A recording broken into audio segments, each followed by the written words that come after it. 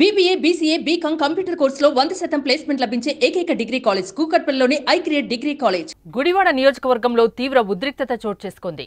మాజీ MLA Kodali Nani PA Achanta లక్ష్మోజీపై గుర్తు తెలియని వ్యక్తులు దాడి చేశారు.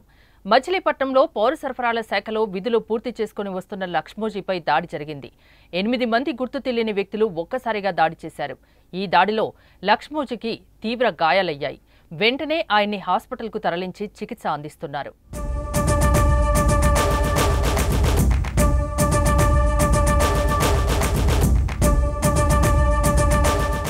లక్ష్మోజీ ప్రస్తుతం మచిలీపట్నం కలెక్టరేట్లోని పౌర సరఫరాల విభాగం ఆర్ఐగా పనిచేస్తున్నాడు.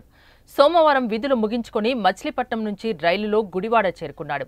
రైల్వే స్టేషన్ పక్కనే సిఎస్ఐ చర్చి ఆవరణలో తన బైక్ తీస్తున్న క్రమంలో దుండగులు దాడికి పాల్పడ్డారు.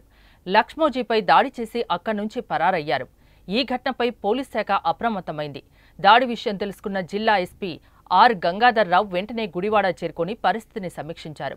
ఎటువంటి అవాంఛనీయ సంఘటనలు జరగకుండా చర్యలు చేపట్టారు.